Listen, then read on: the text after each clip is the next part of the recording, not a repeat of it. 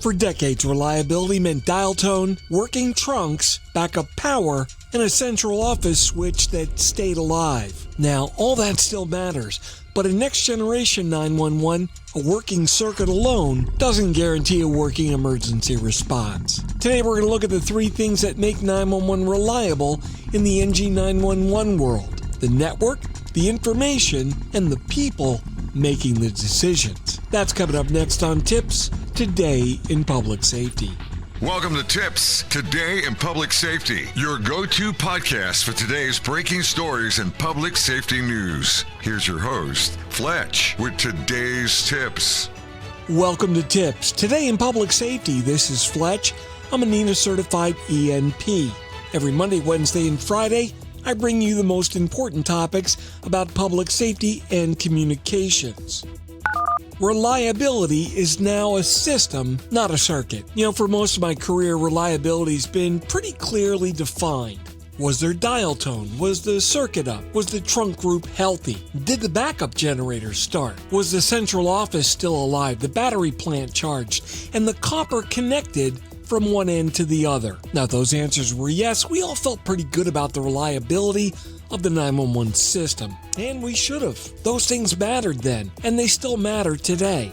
But reliability isn't just a circuit anymore. In a next-generation 911 environment, a caller may reach us by voice, text, real-time text, video, or through information that's still being developed and operationalized. The caller may travel through a wireless carrier, a broadband network, or an EZNet, a location validation system, a GIS database, a routing function, media gateways, and call handling platforms before it ever reaches a live telecommunicator. Now, that's a lot more capability than we had before, but it's also more responsibility. You see, the public doesn't care whether the failure happened in the carrier network, a location database, a map layer, or a firewall, gateway, or workstation. No, they've got one expectation. When they need help, 911 needs to work.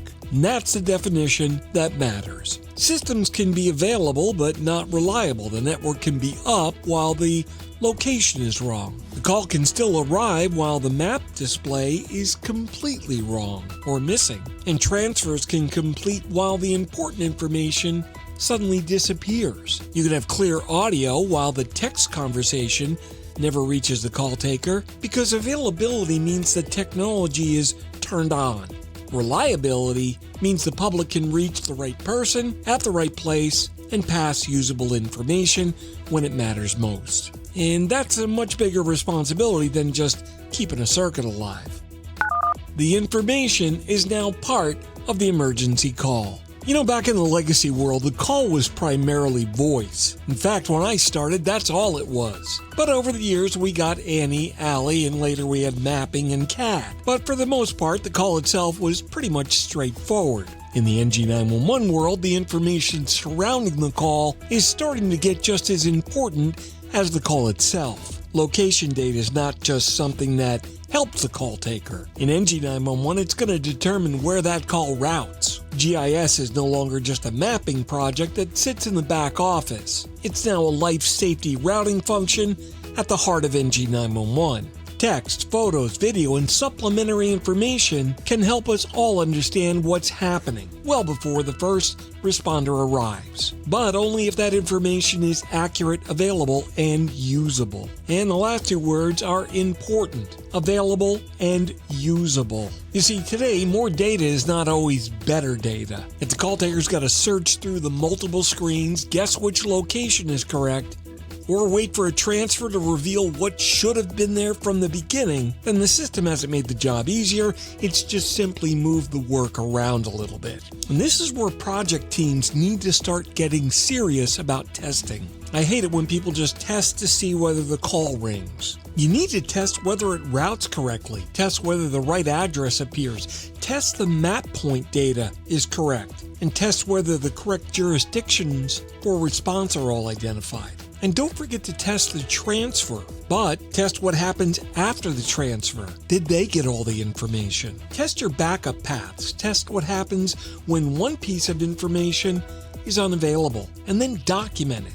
it might be okay if everything doesn't work exactly perfectly as long as it's expected and understood. I made a call and it worked. That's not an acceptable test. A real test includes the call ID, the date, the time, the route, the originating device, the location result, the receiving position, and any issue that's got to be corrected. Today, the network is just the transportation system.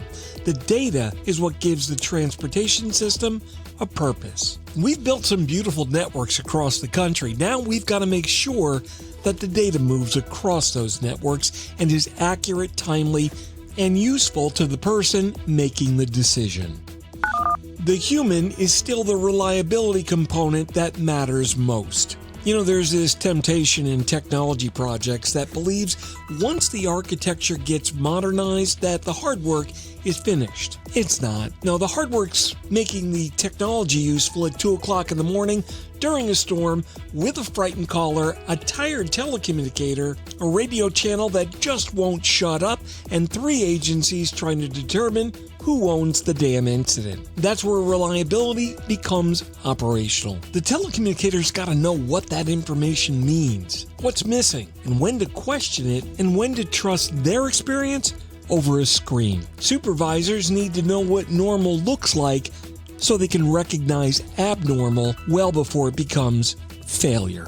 And technicians need to understand that a successful ping doesn't prove a successful emergency call. It means that something somewhere in the network said, "I can hear you," and not much more. But it doesn't stop there. Project managers need to understand that installed doesn't mean accepted. And leadership needs to understand that resilience is not something that you can buy just once. No, it's something that you build into the way the organization operates. Now, the good news, NG911 gives us all a chance to have a better conversation about that reliability. The GIS team is part of 911 reliability. The cybersecurity team's part of 911 reliability. So is the CAD team and the radio shop. In fact, the telecommunicator, the trainer, the supervisor, the field responder, the network engineer, the vendor, the elected officials are all part of 911 reliability. Yeah, that sounds complicated because it is complicated. So pretending that it's still just a phone line doesn't make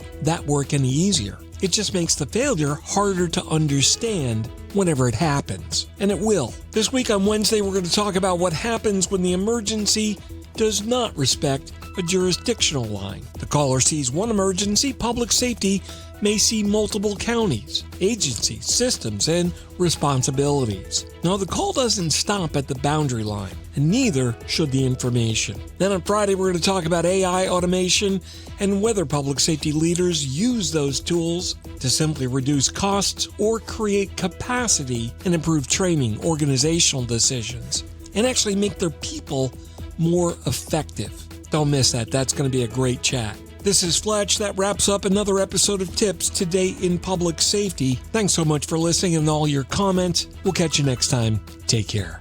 Hey, it's Fletch. Thanks so much for joining me today. I really hope you learned something new. Please remember to like and subscribe so you'll be notified of all of our new episodes. TiPS publishes 3 times each week on Monday, Wednesday, and Friday mornings at 8 a.m. Eastern. You can also listen to or read my blogs and other long-form content at fletch.tv, and my professional website with all my contact information is at fletch911.com. Once again, thanks so much for spending some time with me, and if you're in public safety, as always, thanks for what you do every single day.